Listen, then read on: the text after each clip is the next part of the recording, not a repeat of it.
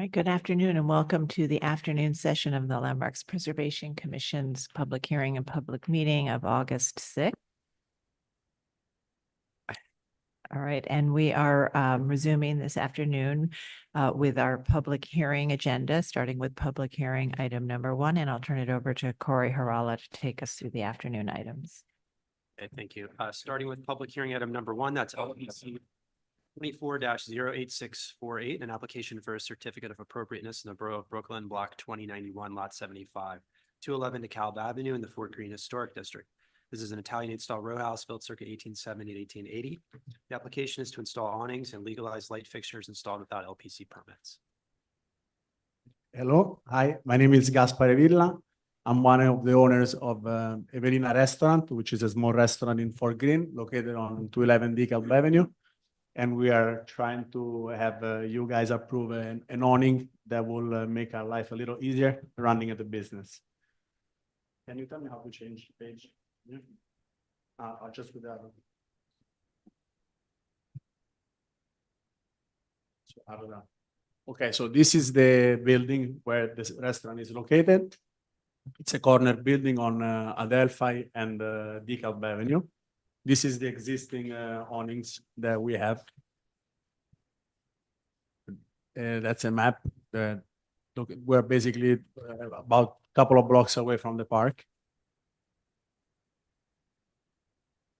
This is another picture of the front of the restaurant, which we built according to, we redid the entire front and I think we had you guys involved to do everything up to the code, and we also installed the side window, which was removed by one of the multiple previous owners. We reopened the hall with your permission, and we installed that window that you see in on the side of the building. And that's all. Sorry, this is an old picture of the building and the way it was back in the days. Again, this is another view of the side of the awnings that we're trying to replace with a single one. They would be exactly the same color awning, same gray, even though in this picture it's slightly darker than it looks on this picture.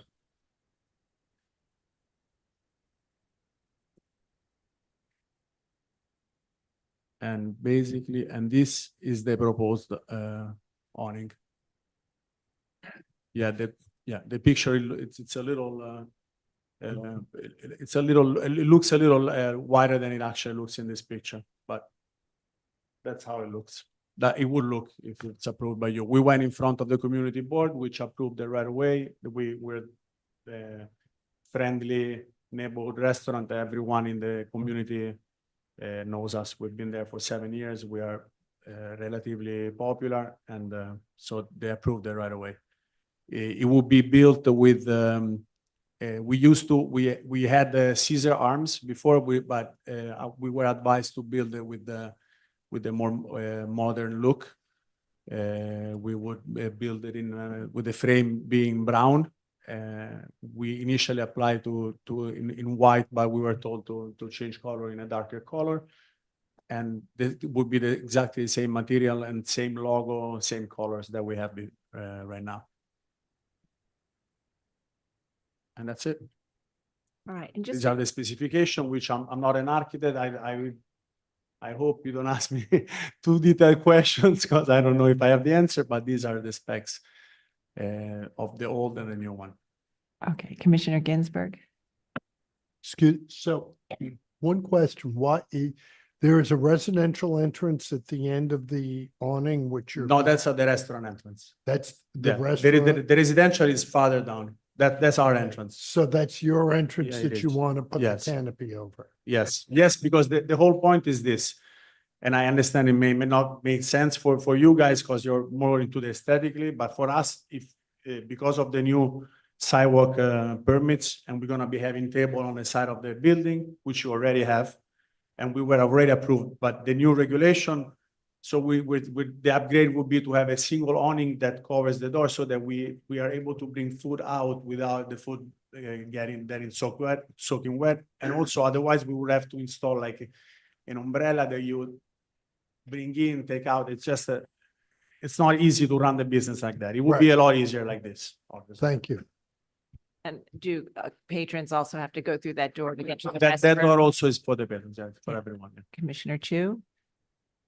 But I have a question. Yeah. Why are you replacing it? Because The old one. because the old one is we when we did the old one, we did exactly what the previous restaurant had. All right.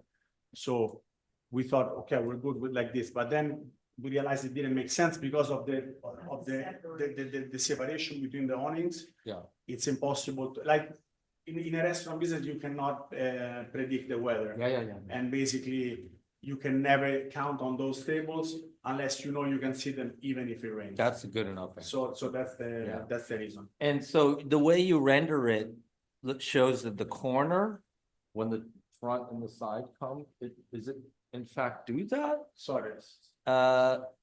Slide 7.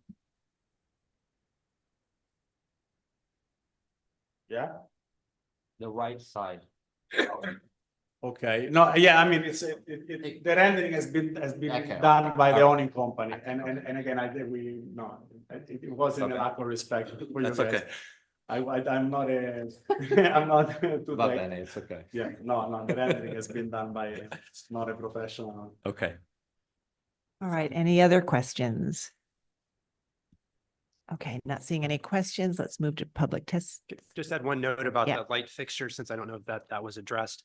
There's a violation on those. It's really the staff level rules allow some light fixtures, but they're required to be around entrance doors. And so there are a number of them here that are along the wall under that main awning. They're small. Everything else about them would more or less meet the rules. I think they're going to paint a little bit of the exposed conduit, but the fixtures themselves, they're too numerous for what the rules would allow in terms of their placement. So they are being reviewed by us, but are concealed under the Yes. awning, even when it's retracted for the most part.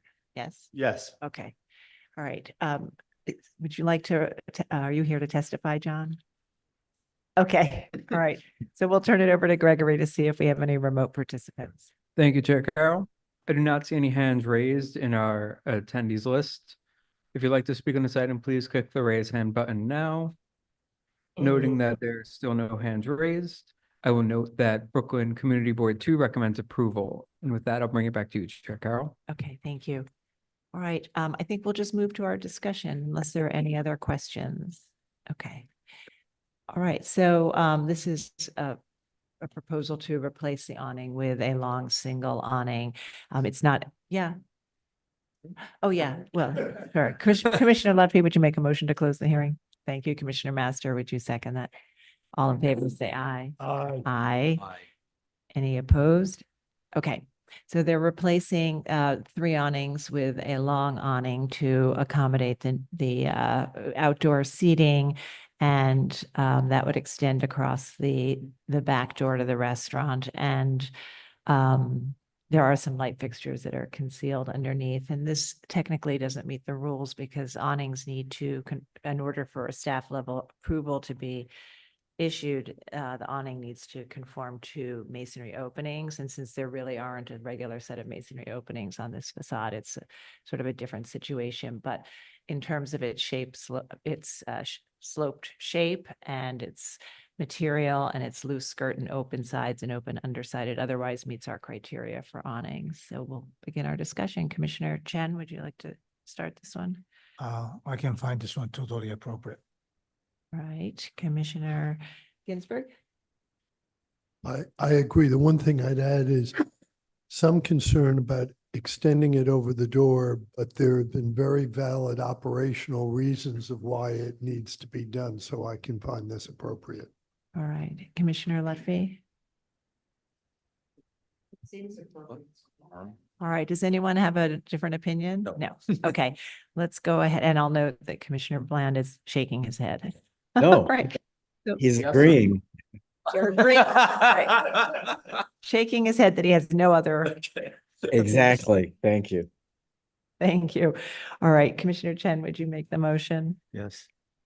in the matter LPC 24-08648 211 DeKalb Avenue, Fort Greene Historic District. The application is to install awnings and legalize light fixtures installed without Landmark Preservation Commission permits. Noting the building style, scale, materials, and details among the features that contribute to the special architectural and historic character of the Fort Greene Historic District. I recommend approval that the historic precedence for the installation of lawn awnings at the Adelphi Avenue facade at this corner storefront, that the retractable slope canvas awnings with open sides and bottoms are in keeping with traditional awnings found historically at storefront within this historic district, and that the light fixtures are simple in design and small in scale, and helping them to recede in view, and the visible conduits will be partially concealed by the awnings and painted to match the masonry wall. And Commissioner Lutfi, would you second that motion? Okay, Mark, will you call the vote? Chair Carroll, Aye. Commissioner Bland, Aye. Commissioner Chen, Aye. Commissioner Chu, Aye. Mr. Ginsburg, Aye. Commissioner Goldblum. Aye. Commissioner Lutfi, Aye. Commissioner Master. Aye. With 8 in favor, none opposed, the motion passes. Right, that's approved. Thank you. Thank you. We'll move to the next item. All right, we're going to move to public hearing item number 2, LPC 24-08320. An application for a certificate of appropriateness in the Borough of Queens, Block 78, Lot 16, 2133 45th Avenue in the Hunters Point Historic District. An Italianate style row house designed by Root and Rust and built in the early 1870s. The application is to construct a rear yard addition. This presentation is going to be via Zoom. I know we're trying to make sure the applicant is available, so we may need to pause for just a minute. Okay, commissioners, the applicant has entered the hearing. Ryan, I'm going to give you control of the presentation. You just need to click on your screen. Yep. Okay, and then you can advance the slides using your arrow keys or your mouse. Please state your name for the record and you may begin. Good afternoon, commissioners. My name is Ryan Howe of Studio Huji, the architect of record for 2133 45th Avenue. The application before you is 2133 45th Avenue, which is located on 45th Avenue between 21st and 23rd Street in the Hunters Point Historical District. It is a 4-story plus cellar building located mid-block. Our neighbors on the north fronting 44th Drive and west fronting 21st Street are outside of our historical district. The proposal is to construct a 2-story addition in the rear yard projecting 10 feet into the rear yard, followed by a 10-foot metal deck. There are other existing 1-story additions in the block and a few 2-story. Please note the neighboring building at 2137 45th Avenue with the approved scope of 12-foot 2-story addition plus 8-foot deck. We've reviewed the comments and concerns raised by the immediate neighbors during their presentation last year. And in response, we reduced our addition less by 2 feet to maintain the appropriate context and scale of the neighborhood. This slide shows the existing conditions at the rear facade, as well as the neighbors across the north side of the block. Again, these neighbors are outside of the historical district. And this shows the rear with our neighbors east and west of our building.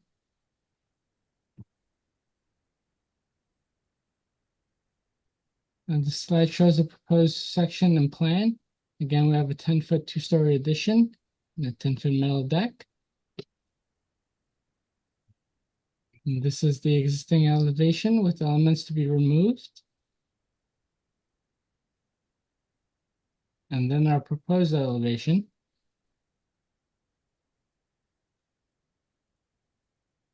This is our rendering of the proposed addition and metal deck. The proposed materials and finishes are to match the existing building.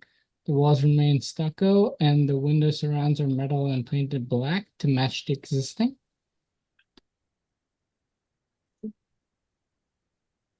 Again, here's the existing conditions along with the proposed materials and finish. to keep them aligned with the existing aesthetic.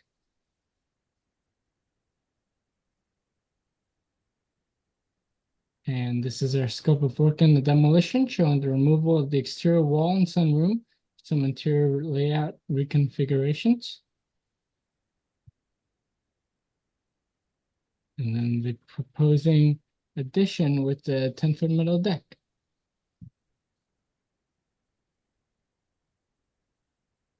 This is our existing and proposed section.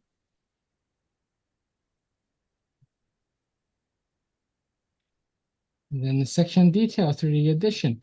This is a stucco finish on mineral board insulation with the CMU backup wall. And the roof is paver on pedestal assembly. And thank you. Thank you very much. All right. Do we have any questions, commissioners, on this one? Okay. Let's see. And John, would you not testifying on this one? Okay, I'll turn it over to Gregory to see if we have any remote participants. Thank you, Chair Carroll. We have one remote participant with their hand raised, that being Lucy Levine from the Historic Districts Council. Lucy Levine, I'm promoting you to panelist right now. Please unmute your line and state your name for the record. You have 3 minutes to speak. Thank you. Hi, Commissioners, my name is Lucy Levine. I'm speaking on behalf of the Historic Districts Council. HDC finds this proposal to be inappropriate. The proposed two-story rear yard extension has no connection to the existing building, and EFIS is the wrong material for this site. Thank you. Thank you so much for your testimony. I do not see any additional hands raised, so I will bring it back to you, Chair Carroll.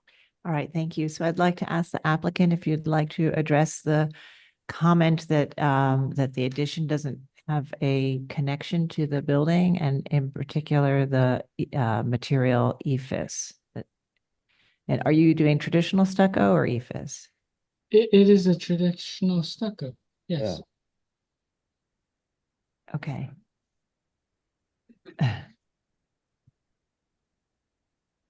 Okay, so the slide that's up right now doesn't indicate that. It indicates that it's a, yeah. Perhaps the applicant can verify the thickness of the stucco. We have seen hybrid versions which do have the exterior insulation as well as a thick 3-part stucco system in front of them. Well, due to the recent updates in the code with flammability, right? We're using a stucco finish on a mineral insulation assembly, right? And then tied to the existing, well, not existing, proposed CMU backup wall. Okay, so is it a traditional 3-part stucco finish on top of the insulating Correct. system? Yes. Yes, and that is shown on the assembly on the right. Okay. All right, commissioners, any other questions? Any final questions here? Okay, let's move to our discussion. Commissioner Lutfi, would you make a motion to close the hearing? I'll move. Thank you. And Commissioner Chu, would you second that motion? Second. All in favor, say aye. Aye. Any opposed? Okay. Hearing is closed and we'll begin our discussion on this rear yard addition that is in a block that has faces some buildings outside of the historic district. There's a bit of a jog in the boundary. So there is a slightly different context at one end of the block. And it's a 2-story rear yard addition finished in this stucco on top of the insulating system that would match the stucco on the floors above, not visible from a public way, and 2 doors down from a 2-story rear yard addition that we recently approved. Commissioner Ginsburg, would you like to start this one? I think this is a fairly simple one. I think it's appropriate. Okay. Commissioner Chen, Same here. Commissioner Lutfi. All right, Commissioner Master. Does everybody else agree? Yes. Okay, then I think we can go ahead and make the motion. With regards to LPC 24 Yes, you nodded. 08320 21-33 45th Avenue, Hunters Point Historic District, an Italianate style row house designed by Root and Rust and built in the early 1870s. Application is to construct a rear yard addition.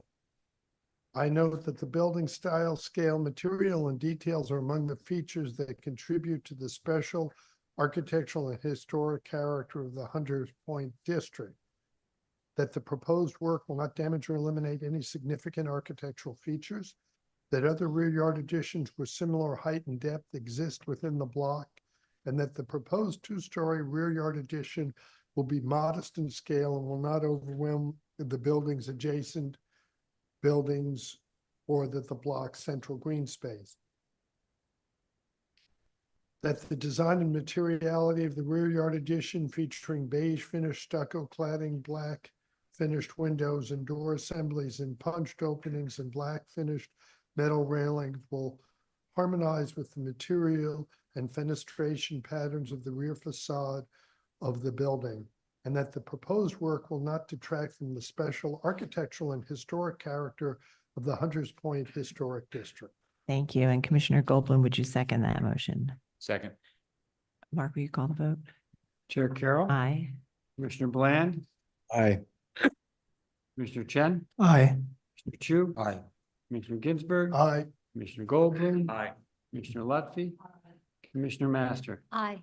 8 in favor, none opposed, the motion passes. All right, that's approved. Thank you. We'll move to the next item. Next item is public hearing item number 3, LPC 24-02924, an application for a certificate of appropriateness in the Borough of Manhattan, Block 626, Lots 6 and 7, 64 and 66 Horatio Street in the Greenwich Village Historic District. 2 Greek Revival style row houses built in 1845 to 46, with major alterations to 66 Horatio in the 20th century. Application is to combine the buildings and alter floor levels and the party wall, excavate, replace doors and windows, install ironwork, alter facades, demolish a portion of the rear extension, and install rooftop mechanical equipment.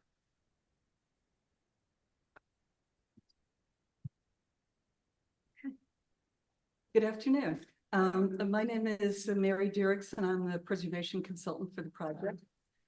With me presenting are Susanna Simone Pietri, who's there, and Elizabeth Welch, and they're from Chango Architect. And Marie Ennis and Ellen Key are here from Old Structures Engineering to answer questions. Susanna's going to give you a brief overview of why we're coming to you today.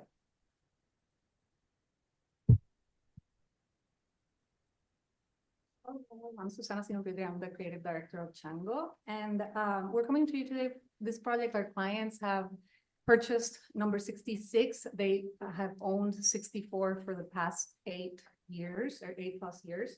And they've been in the neighborhood for the past 17+ years and are trying to stay in the neighborhood. They have had their 2 kids in 64, and they have an attachment, an obvious attachment to the house. So when the next property next door came to market, they decided to jump on it.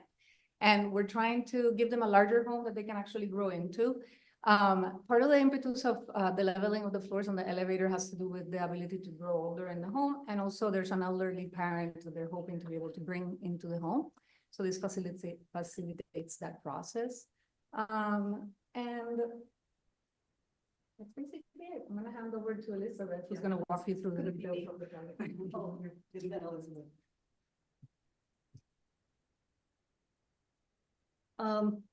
I think Corey and Susanna explained the overview of the proposal.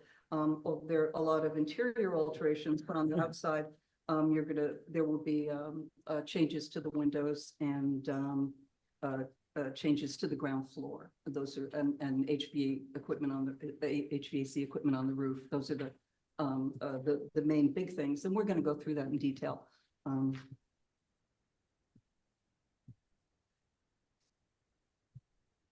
Okay.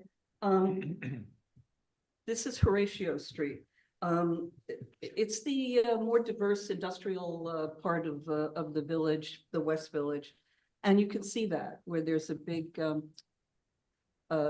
you can see the bottom of it, a big 1960s apartment building at the left.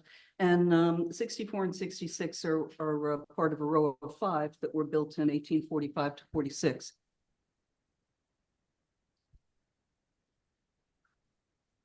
This is the other side of the street.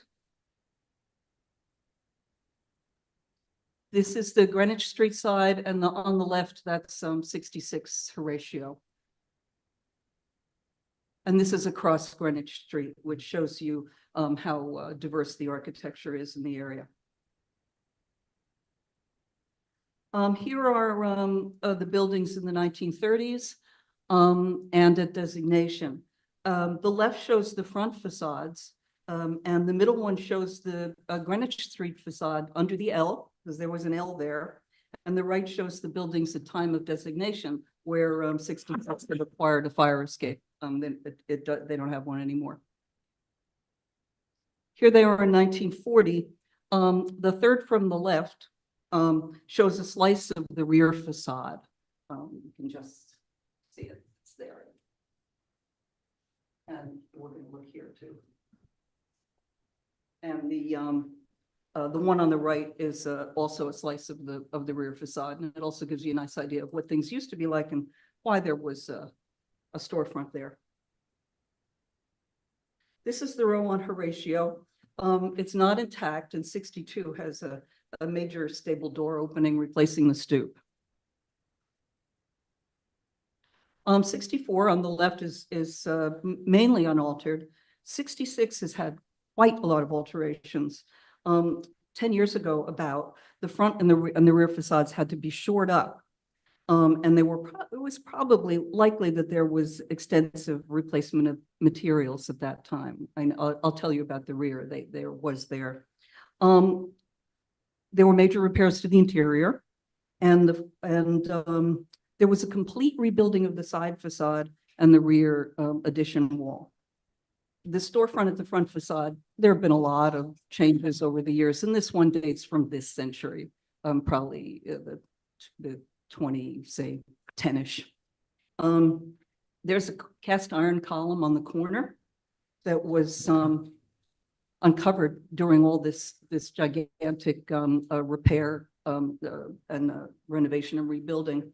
And it's a remnant of the time when there was an occupied storefront. This one's been unoccupied since 2012.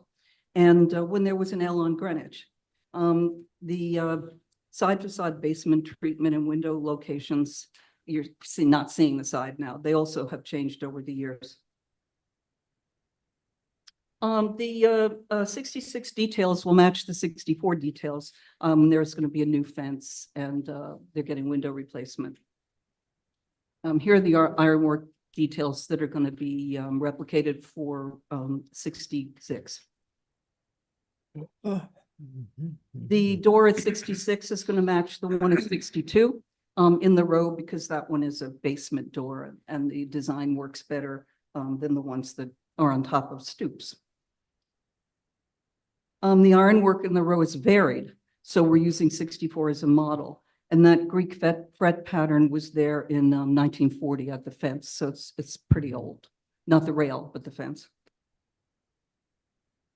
The front facade window sash in the row is 6/6 double hung, and that will be matched, but it's going to be an aluminum clad. The top floor windows at 66, they're the short ones, they're casement, and they'll be matched. The 64 windows, the aluminum clad windows were approved at public hearing in 2018. These are the rear facades of the row, which are varied in additions and window configurations. This is the rear facade of 64 and looking north and also looking east. The new window sash and configuration and altered openings were approved in 2018. So this has been pretty seriously redone. This is looking west to 66 and then to the rear.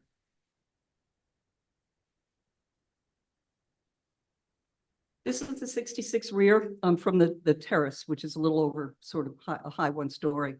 The window and door sash and the lintels and sills were replaced 10 years ago when they kind of basically rebuilt the building. I'm turning over to Elizabeth Walsh of Django to go over the details.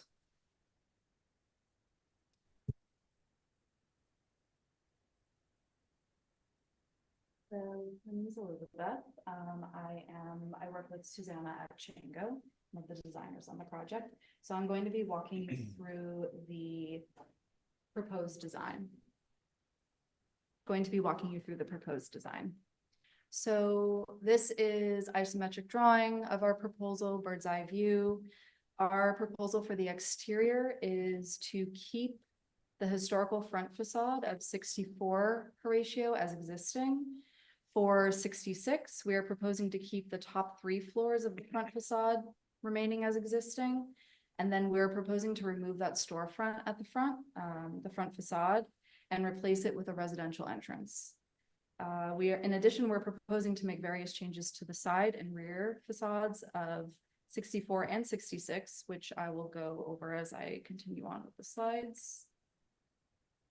This is that same isometric drawing of the rear of the 2 buildings. So that rear addition of 66 will be opened up and connect the 2 backyards of the 2 buildings.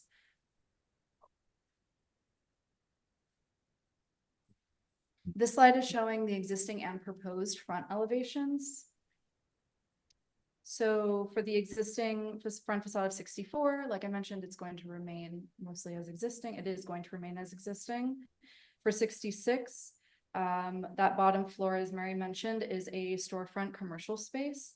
So this was a restaurant for many years. It was a neighborhood staple. This restaurant closed in 2012, and the space has remained vacant since then. This storefront has been renovated many times over the years, and our understanding is that the only remaining historical piece of the lower part of the facade is that column, that cast iron column at the corner. The interior of this commercial space is also completely gutted from several renovations over the years. So for the proposed elevations, those top 3 floors of 66 on the corner will remain as existing. Again, we're removing the storefront and replacing it with a residential entrance because the building will now be entirely residential. There will no longer be a commercial space. That's our proposal. And we would like to keep the column at the corner there as a nod to the building's history.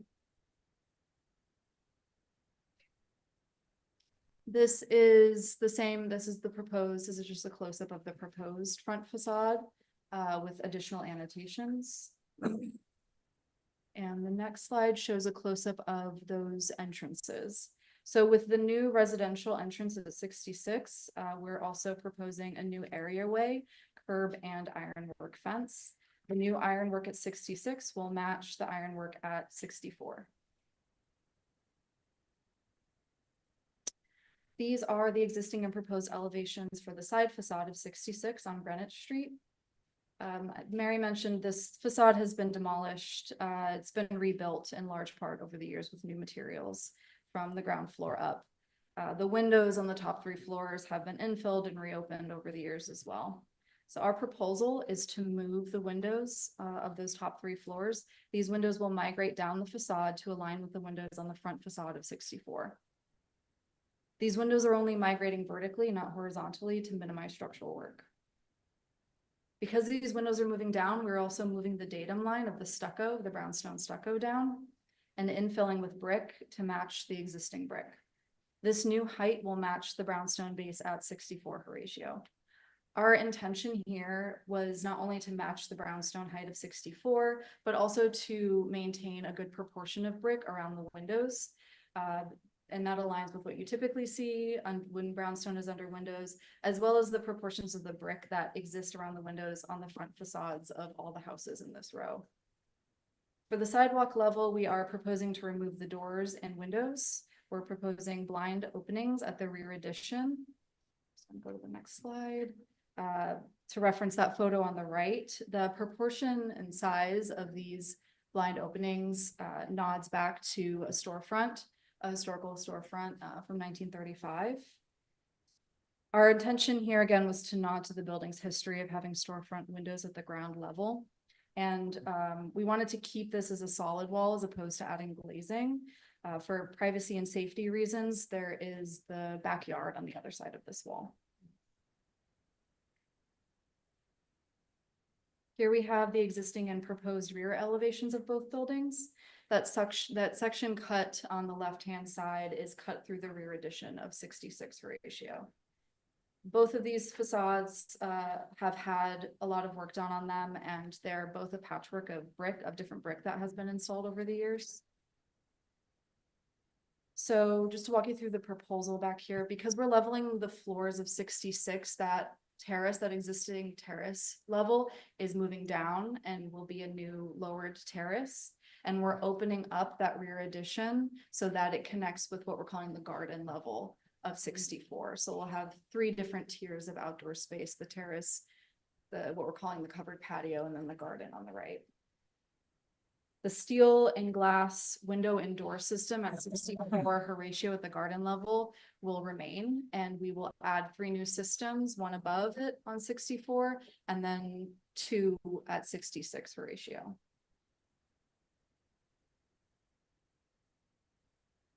This is again that proposed elevation with some additional annotations. We're also proposing excavation in the cellar. I'm gonna walk you through that a little bit more when we get to the full building sections. But you can see that the red dashed line is the existing cellar level, and you can see the new cellar level below it. The next couple of pages are some window and door details. So these are, just to quickly go through these are the existing details of the previously approved aluminum clad windows on the front facade of 64. And we've also included a close-up photo of the existing wood brick mold at 64 Horatio. These are proposed details for the aluminum clad casement windows at the top of the front facade of 66. These are proposed aluminum clad wood windows as well. These are the details for the existing steel casement windows at the rear facade of 64. These are the details for the existing steel and glass door system at the garden level of 64. And these are the details for the muntin details for all the windows and doors. These are all existing details. All new muntins will match these existing details. And these are the details for the infilled openings, the blind openings at that rear addition at the side facade. This wall was rebuilt in CMU block. Our proposal is to keep it as CMU block. Here's a rendering of the proposed front facades. Rendering of the side. And then as if you were standing on the street. And this is a rendering of the rear facade. So you can see the opening through the rear addition that will connect the 2 backyards.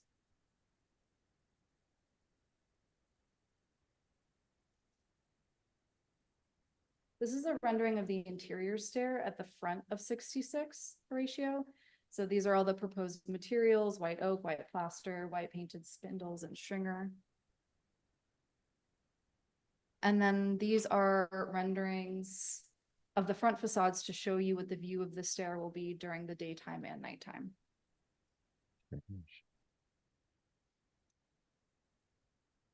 Okay, these are the existing and proposed sections through the 2 buildings, 64 on the left, 66 on the right. You can see in the existing sections, you get a sense of the discrepancy of the floor levels between the 2 buildings. And then the right is showing us leveling the floors and also excavating the cellars of both buildings. There is just going to go to the next slide for the proposed section. We're also proposing an elevator. As Susanna mentioned, the owners really wanted an elevator they really want to grow in this home. They want to grow old in this home. And also they have elderly relatives that will be staying with them and living with them. There will be no bulkhead for this elevator.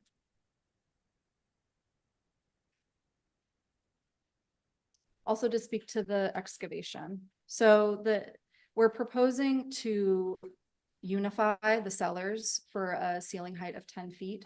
So there's a few different heights. 64 cellar has 2 different cellar heights. So the cellar of 64 will be lowered 2 feet at the front and 4.5 feet at the back. And the cellar of 66 will be lowered 6 feet throughout. And that will unify to bring them all down at the same level. We're not underpinning any shared walls.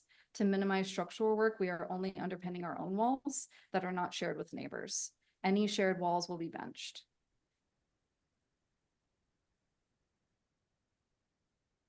And this is a longitudinal section through 66 Horatio, where you can see that stair at the front of the building. The stair is held off of the front facade of the building and will be visible through the windows, as you saw in the renderings.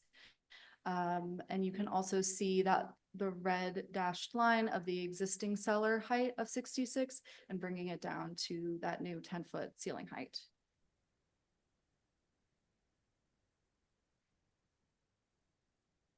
And that's the same section zoomed in. And now I'm going to pass it back off to Mary.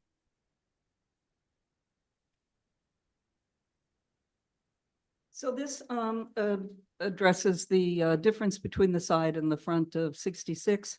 There are examples of corners buildings in the village that have many examples that have different front and side facades. Many times front and sides match, but a lot of times they really don't have a lot of a lot of connection between the two. And you can see that in these cases, different windows, different locations, windows that are more less regular on the sides, and different ground floor treatments. Also examples of infilled windows, which are common in the village because things happen. Elevators are built, shafts are used for mechanical systems, so openings are no longer needed. This is something you do see around. We're going into the mock-up and the views. This is the existing roof. There's a lot of stuff on the roof. And this is the proposed, where there's less equipment, and it's located on 64, which is the less visible roof, and also at the back of the roof. We did mock-ups. Here are the mock-ups, and you can certainly see there's a lot of stuff on the roof. So it's been cleaned up a bit, and there's a vent with a big mushroom fan that's going away. That's visible now, and we're taking that down. The units are slightly visible over the front facade, down on north on Greenwich Street for about 3 feet. So you walk a few steps in one direction, a few steps in another direction, and you can see a little bit of the units from the back. There may be visibility on the looking down Horatio Street, but we can't be sure. This is the and we don't know, but probably not.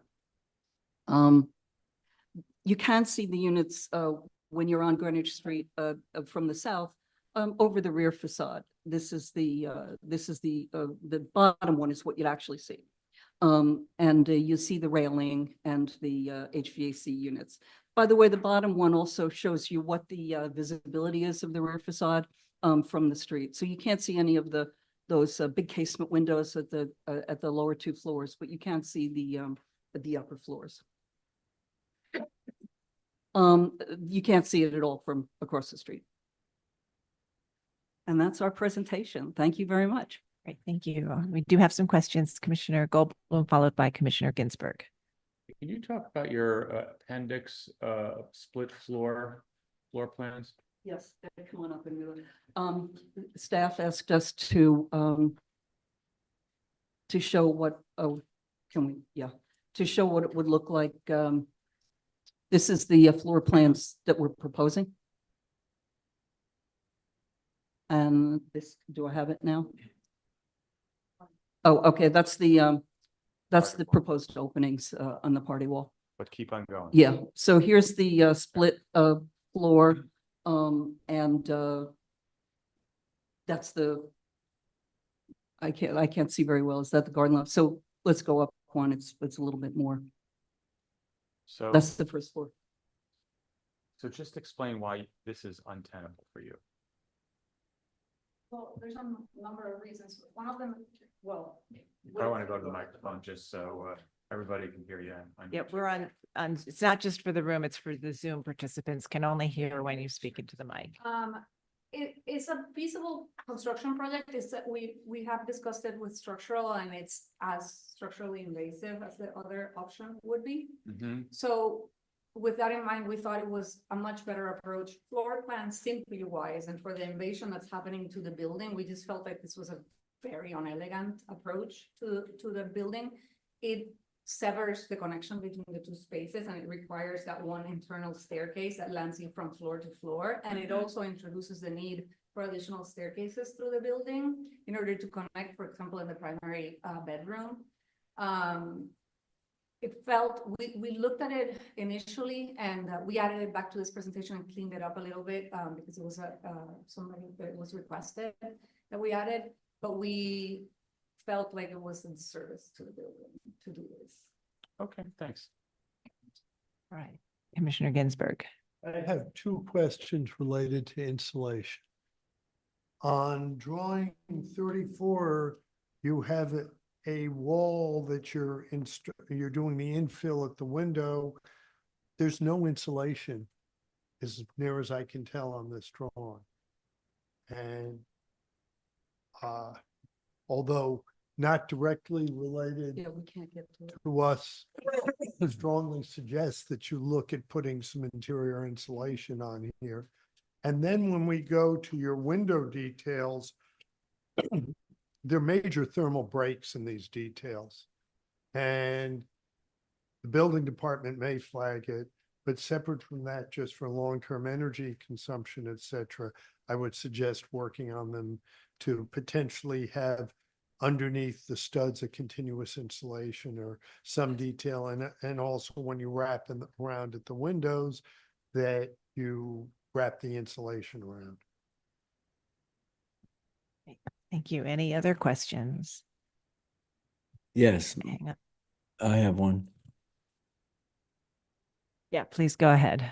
Okay. My question is this, presumably at one point before the lowest level of 66 had commercial space added to it, it was all residential. Am I right about that, first of all? And if so, do you have any photographs of when it was all residential? It may not have been. We don't know about that. I think there may have been some commercial use on the upper floors. We have the photographs that we have, which are from the 30s, and there it does show and 40s, and that shows that there's a storefront there. I think it was a restaurant. My view is that this neighborhood has changed without the L and without the industry. This is now a much more residential neighborhood. So this reflects changing use, the existing changing use, and also the changing use of the neighborhood. But it looked kind of the same, only with the storefront. Is 66 part of the row of 5 that you talked about? Because it's Yes, it is. It was built the same time by the same developer, but for some reason, I guess probably because of the L, it was just made a little different. Yeah, very different. All the windows, the slabs, everything. Okay, thank you. Right, other questions? Okay, let's move to public testimony. John Graham.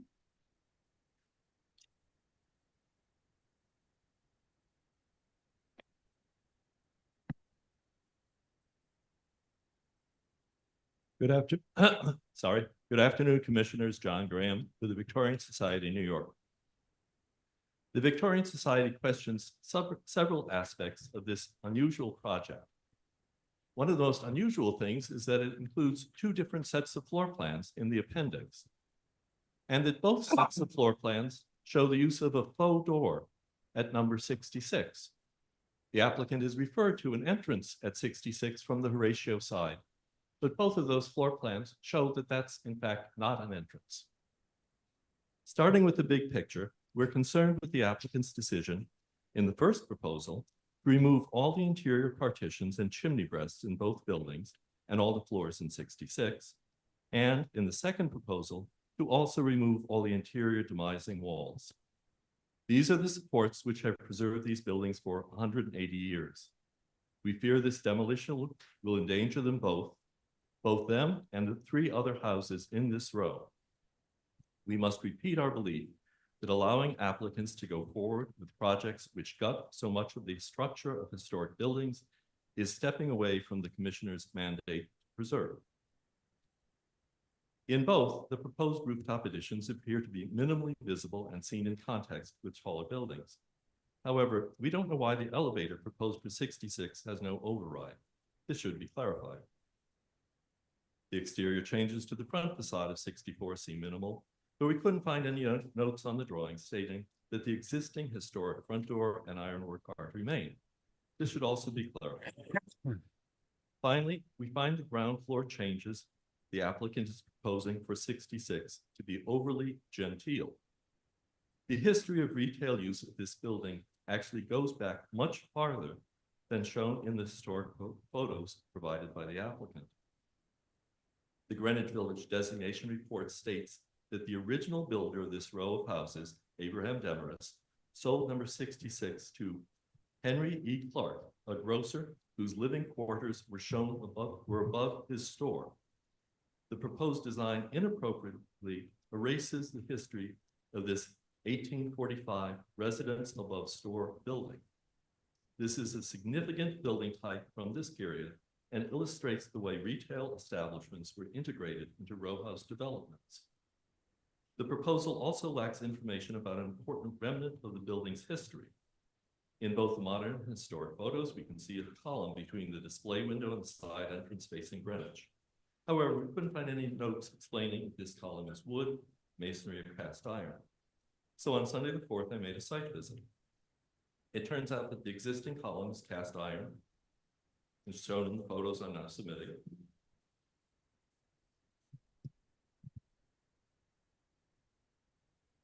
Close up and small one.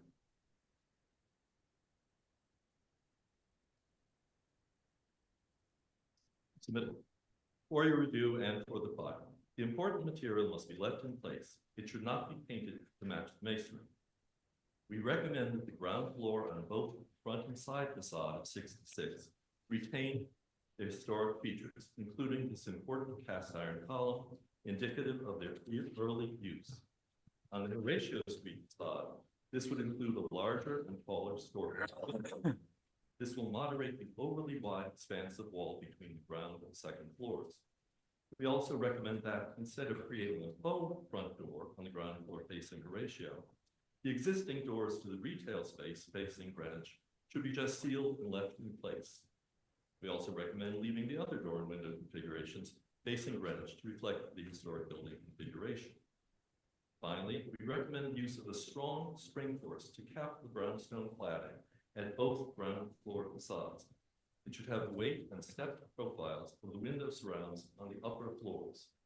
Thank you, Commissioners.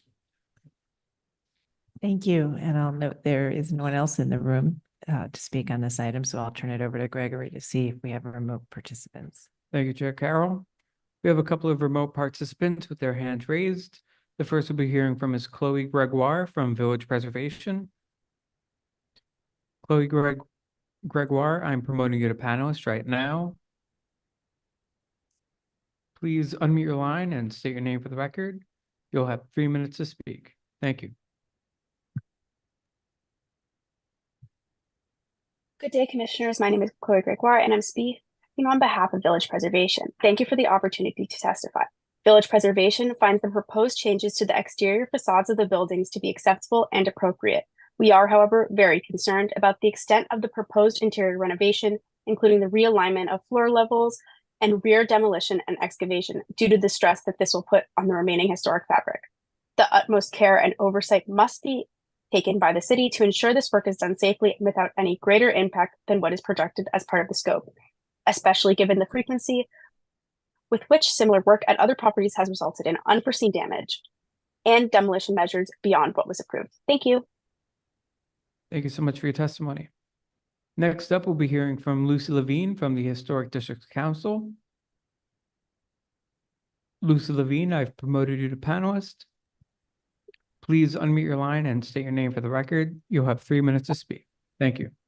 Hi, Commissioners. My name is Lucy Levine. I'm speaking on behalf of the Historic Districts Council. HDC is not opposed to the elimination of the storefront at 66 Horatio Street, but we find the details of the current facade, particularly the entrance and the ground floor fenestration, to be unresolved.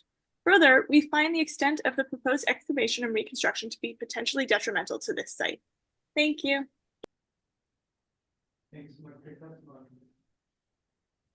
I do not see any further attendees with their hands raised. So I will note for the record, Manhattan Community Board 2 recommends approval of the application for alterations of the facades of 64 Horatio Street, which commendably preserves separation of two distinct buildings, the treatment of the extension facade and the rear facade windows, and restoration of both buildings. And approval of the excavation, provided that care is taken to preserve the integrity of the buildings and to observe all DOB and landmarks regulations. And with that, I'll bring it back to you, Chair Carroll. Thank you. Would you like to address the comments we've heard? We thank Community Board for their support and also for the local preservation organizations. The column is being kept, and it's cast iron. The door is indeed not operable, but the presence of a door makes this building very separate from the other. We're not trying to make a combined building that looks like one gigantic row house. So anything that we can do to keep it separate, we have. The brownstone on the front is the same height as the storefront. It just seemed to be the best way to go, to just keep that that line. Brownstone historically and on this row is normally flat. It just kind of stops. And that's what we're proposing here, for it to look like the rest of the row of brownstone and all the others.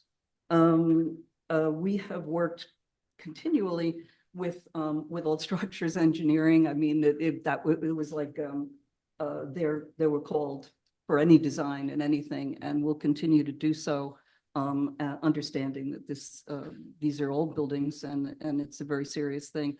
The 66 is probably pretty sturdy right now because it's been completely rebuilt. But yes, we understand the dangers of structural intervention and excavation. And I think that's pretty much it. Thank you.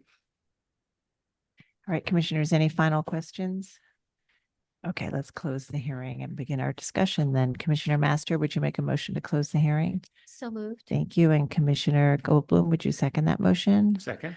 All in favor, say aye. Aye. Aye. Any opposed?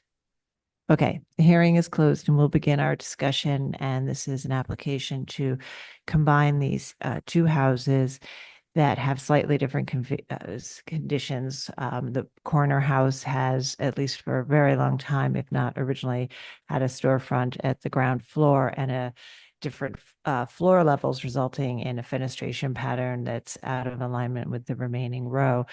We've also learned in the presentation that the side facade, and I think maybe portions of the rear, have been reconstructed. So the proposal is to combine them internally and eliminate the storefront to create a faux entrance to and residential windows.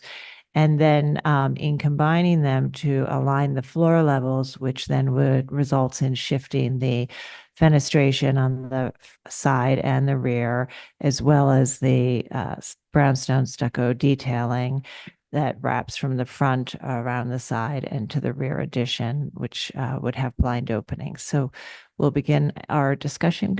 Vice Chair Bland, would you like to start this one? Yeah.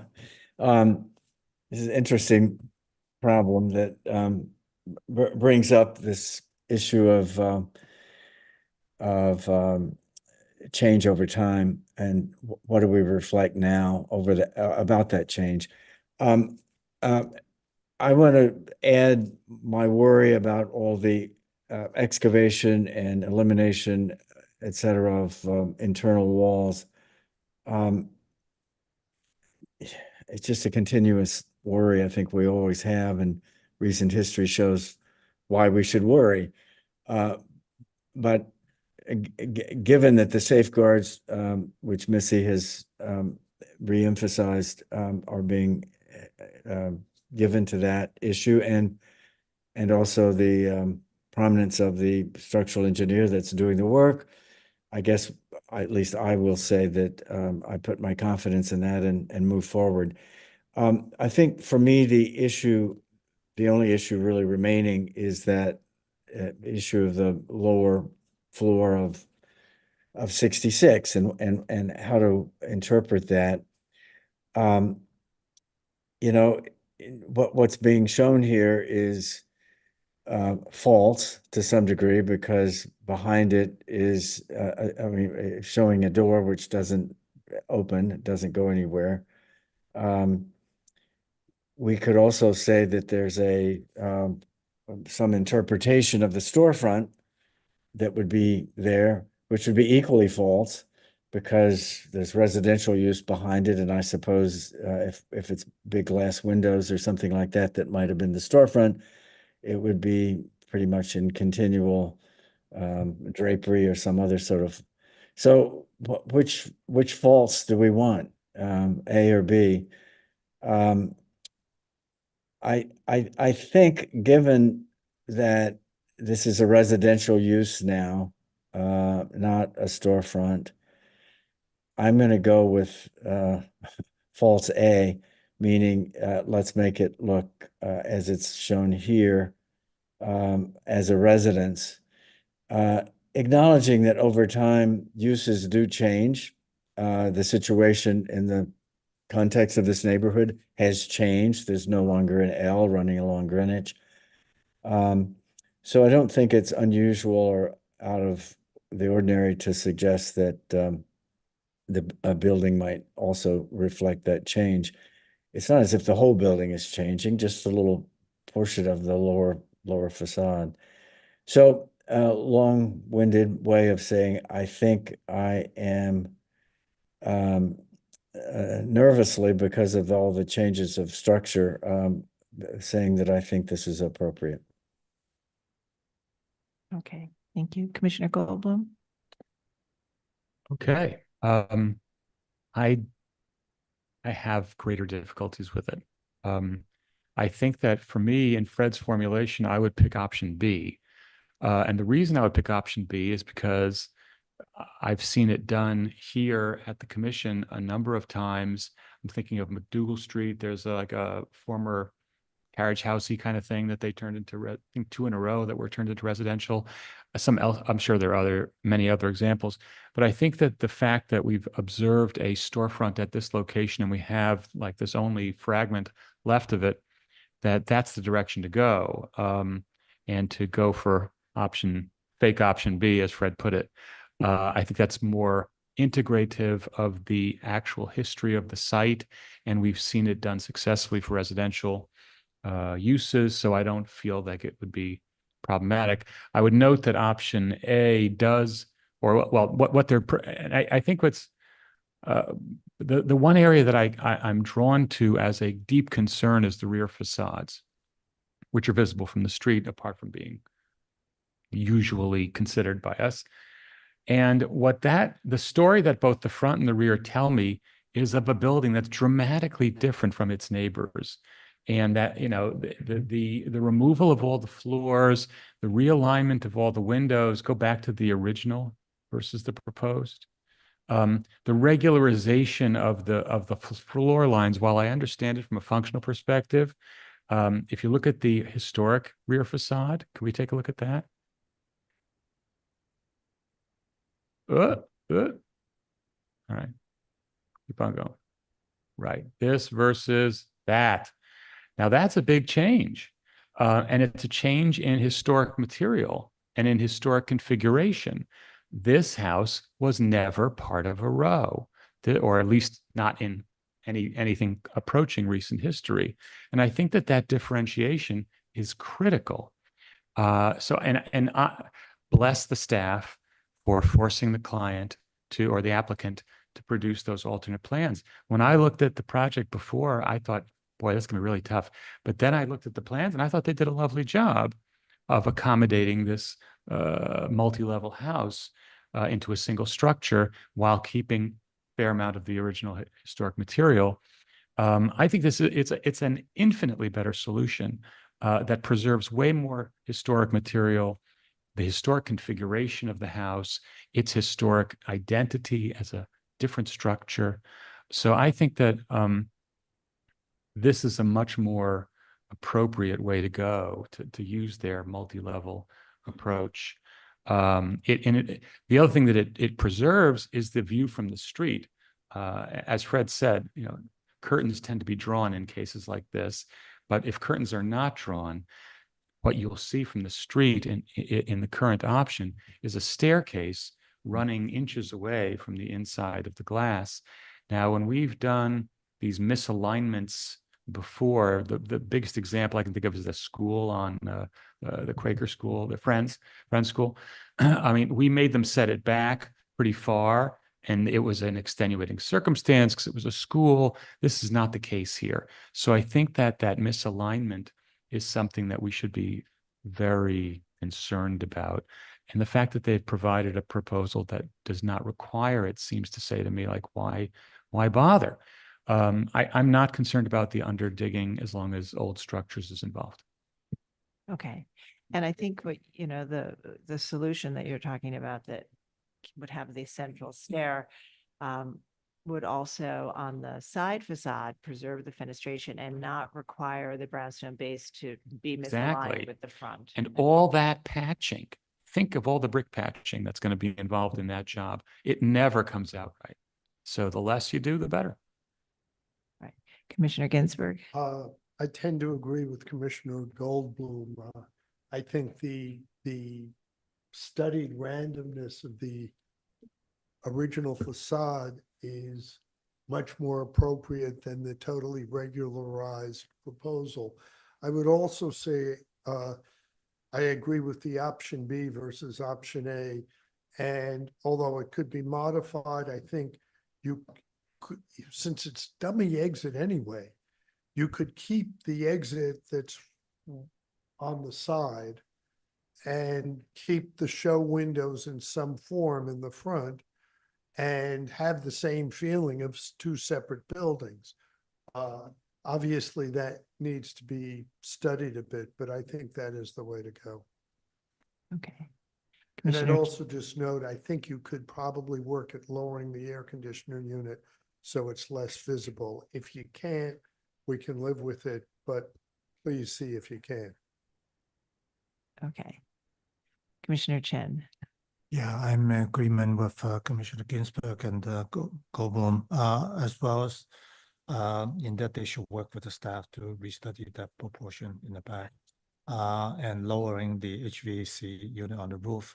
As for the front, whether it's part A or part B, that I leave it to the commission because I think, buildings is never finished over time.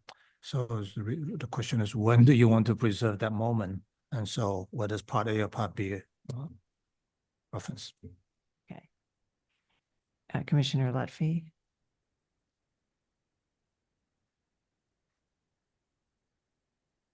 And this is a difficult project to execute. And I don't know if I would ever undertake it. I'd look for two buildings that might fit together a little better, but that's me. I have to say that I think I agree with Commissioners Ginsburg and Goldblum about the approach. I just think it's simpler. These are old buildings, and it seems like it would be a little easier to execute. And the idea of Mark's idea of maybe trying to keep one of the doors on the side might be a good idea. And that's it. All right. Commissioner Master. Yeah, this is a tough one. But I'm sympathetic with the applicant who's really trying to convert this for residential use, trying to be respectful that they're two separate buildings and making it usable. I think I'm going to agree with Commissioner Bland. And part of it is also one, because, they're converting it to residential and they want to, make it usable for them. But the other thing is that the applicant had said that 66 had been rebuilt multiple times. So I don't know that we're preserving anything that's sacred here. But I think that they have put a lot of thought into the design. They're not really expanding the rear, they're not really expanding significantly to what's there. I think there's some fenestration, differences here, but overall, I think it's a very modest alteration that they've put a lot of thought into. So I can actually find it appropriate. Okay. All right, thank you for your thoughtful comments on this. So I think while we do have some support, I think the majority of the commissioners would like to see, did I miss somebody? She's gone. Like to see more preserved and kind of a simpler approach that doesn't regularize the windows at the rear. And while the side facade has been rebuilt, I think that sort of the heights of and the datum lines of the stucco, and as it relates to the front and addresses that corner column, is complicated as well. So I think that most people think that an interior solution to address the change in floor levels would be preferable and would require less patching and less removal and less intervention on the exterior. So we'll ask you to think about that some more and come back to us when you're ready.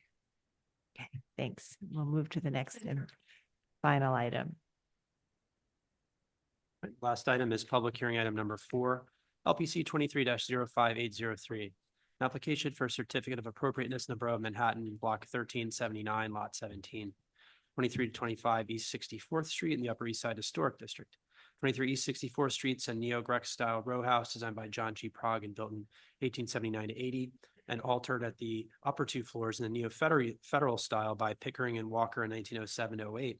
And again in 1926 by J.R. Bonner and A. Weiser. And 25 East 64th Street, an Italianate style row house designed by John G. Prague and built in 1879 to 80 and altered in 1919 and 1926. The application is to modify and legalize work completed in non-compliance with Certificate of Appropriateness 16-4650 and to legalize the installation of a flue without LPC permits.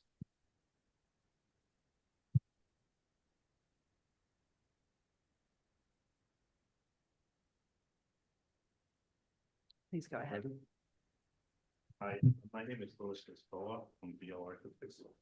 I'm here to present the facade restoration. Oh, right. My name is Louis Lisboa from BL Architects. I'm here to present the facade restoration of 2 buildings, 23 and 25, on East 64th Street. The buildings are on the Upper East Side Landmarks District between 64th and Madison, off Madison Avenue. In 2014, we had a major gut rehabilitation work filed with LPC. And I just want to make sure. And the whole facade was restored on 3 buildings. The 3 buildings being 23, 25, and 740 Madison. All in one lot line.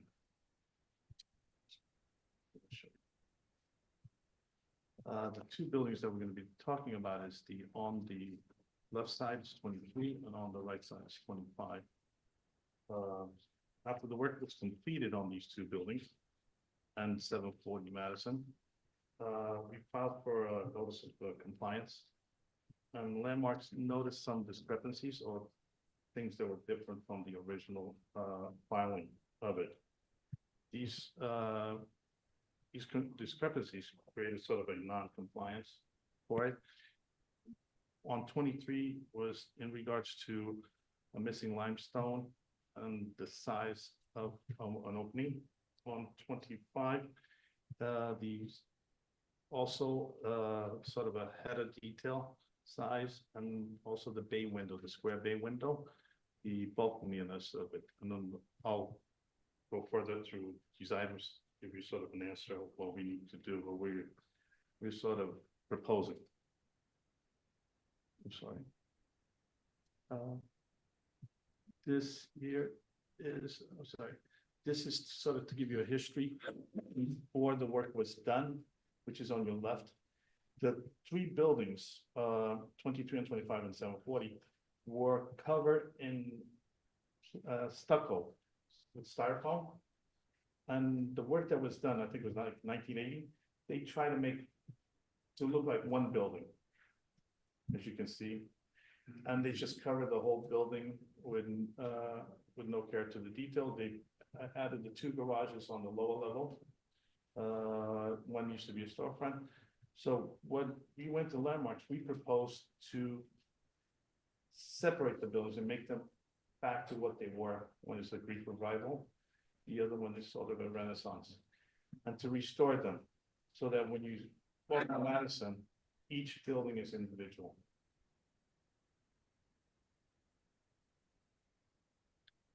This is sort of to give you, this is just a picture that so you can see later on of what was built and what we are proposing, which is very minor work on it. And I'm going to go through each building in detail. Now this is 23 East 64th Street. The issue we had here, we restored the whole brick facade. There was some spoiled brick that we replaced it in kind, size, texture, and mortar. When we went to the lower level, we had all that brick that's there below the big window on the second floor. And originally we added we recommended to add a sort of a stone band there. You can see it on the top. And we didn't find it, so we never put it back. So we sort of coming back to ask to reinstall that band that was on the original proposal of it. The second item on this was, I want to go back. If you see where the car garage is, the column on the right side is much narrower than the original proposed. And when we uncover, I'm going to go to the next page, you see there, when we uncover, it was actually that location. And you can see it at the bottom right side of the photograph. You see when we remove the stucco, you can see the brick location. But in our drawing, we had it wider. So we never realized it. So when we put the car lift and everything, we went according to this location. So those are the two things that we're sort of asking to approve, so we can actually go more back to what was originally approved in the LPC back in 2014.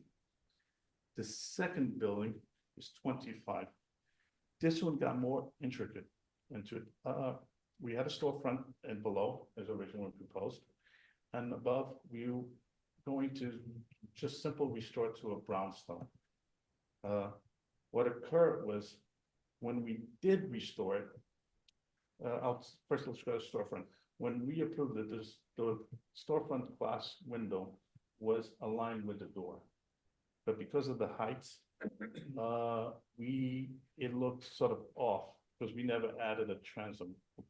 So there's an Addison rule that LPC sort of told us that there has to be an alignment with the store front and the door, any door to the side.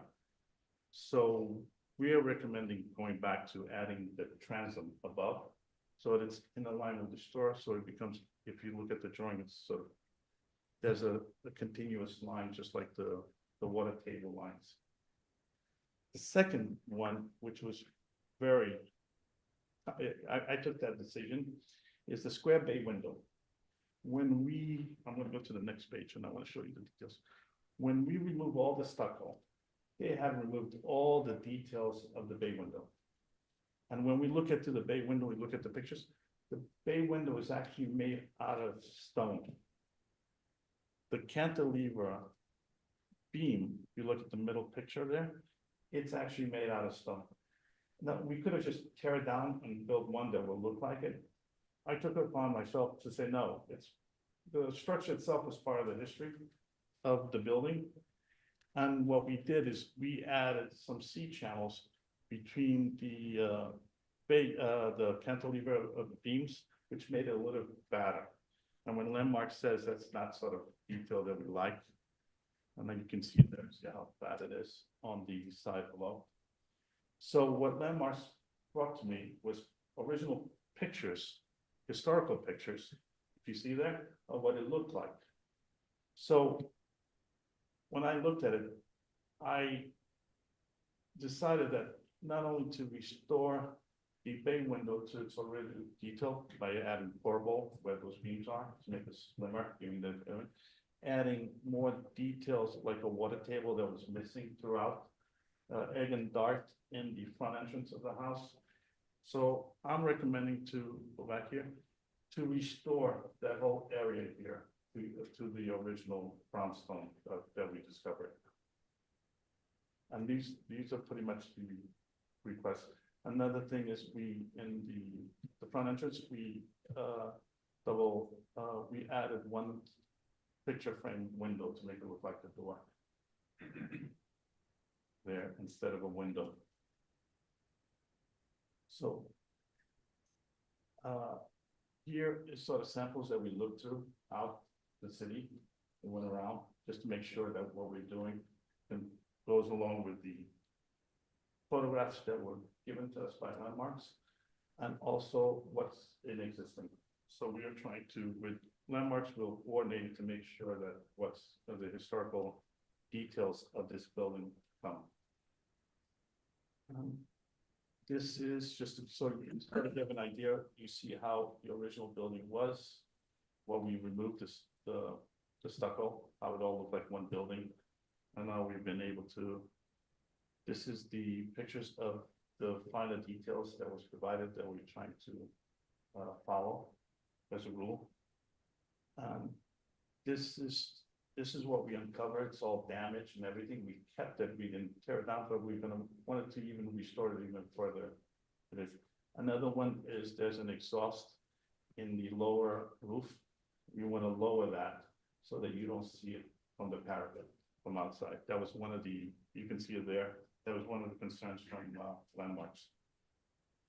And that's pretty much it. These are just appendix.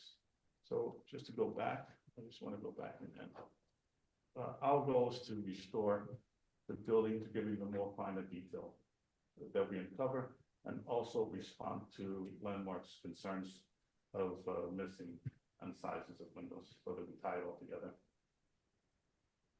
All right, thank you. All right, are there any questions, commissioners? Okay, let's see if we have any public testimony. Would you like to speak on this item?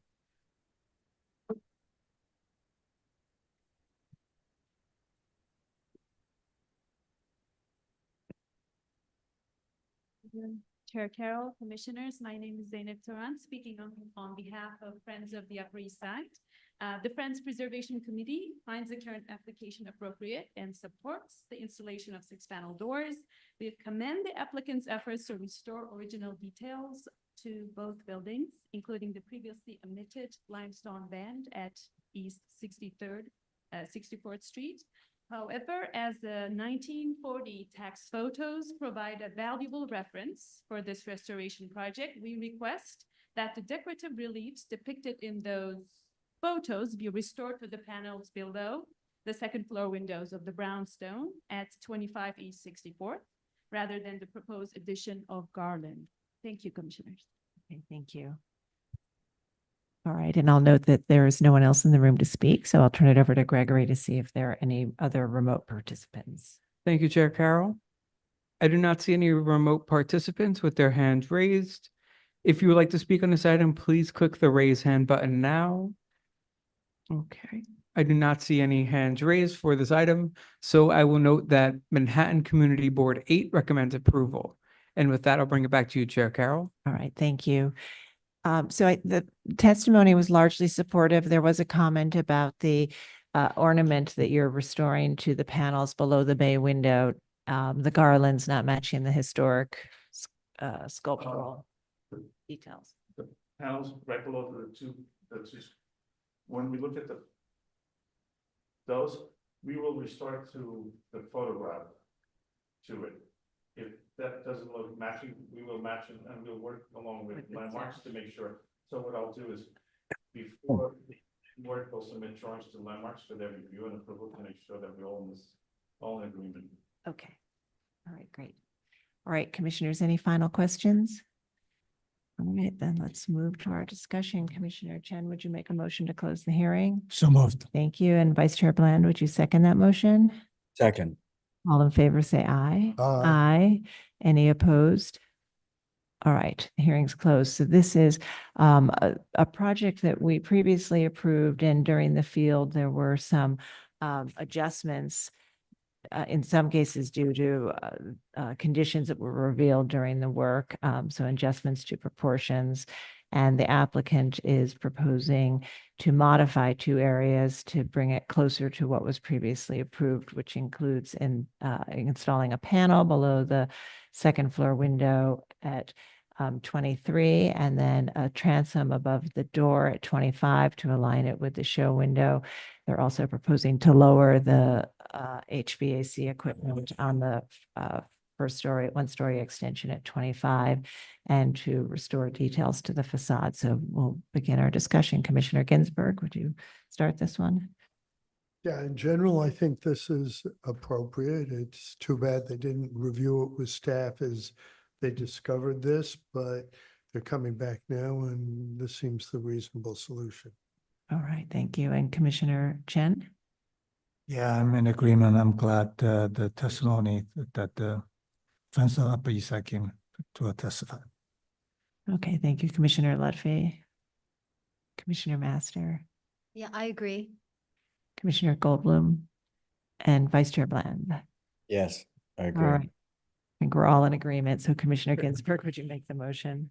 With regards to LPC 23-05803, 2325 East 64th Street, Upper East Side Historic District.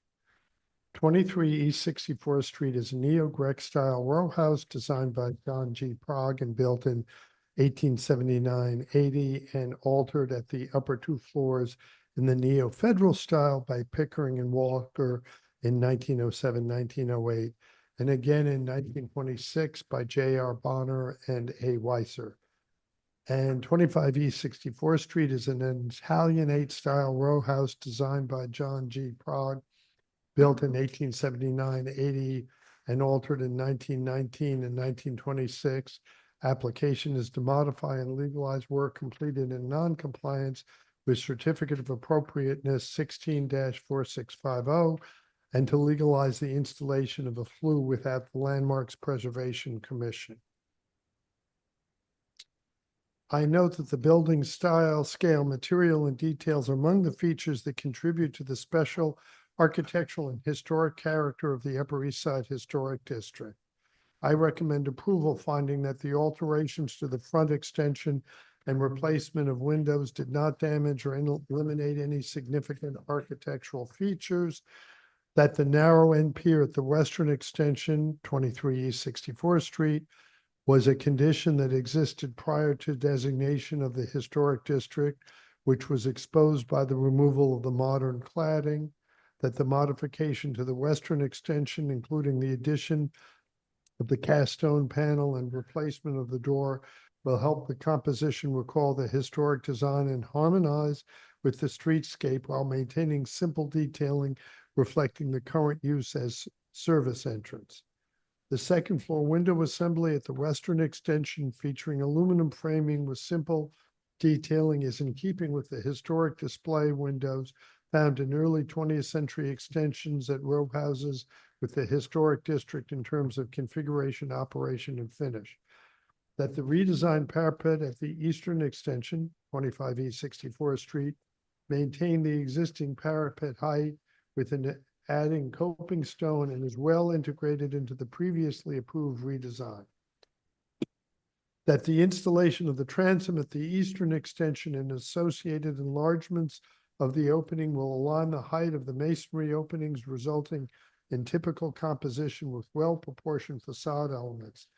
That the historic brownstone brackets were enlarged in order to incorporate concealed structural supports for the oriel, and the proposed reworking of the resurfaced brownstone elements will help to return historic profiles and details to the facade and to integrate the wider bracket into the overall composition. That the simply designed single light windows at the former parlor floor entrance is subordinate to the surrounding original brownstone elements and compatible with the early 20th century alterations to the building. That the duct on the roof of the extension is minimally visible from public thoroughfares, and the work will not detract from the significant historic and architectural features of the building or the historic district. Thank you. And Vice Chair Bland, would you second that motion? Second. All right. Chair Mark? Carroll, Aye. Commissioner Bland, Aye. Commissioner Chen, Aye. Commissioner Ginsburg, Aye. Commissioner Goldblum. Aye. Commissioner Lutfi, Aye. Commissioner Master. Aye. With 7 in favor, none opposed, the motion passes. All right, so that's approved. Thank you very much. And that concludes our public hearing today. We will see everybody next Tuesday, August 13th. And thank you all for sticking it out today. And thank you, Vice Chair Bland, for tuning in to participate. Have a great week, everybody.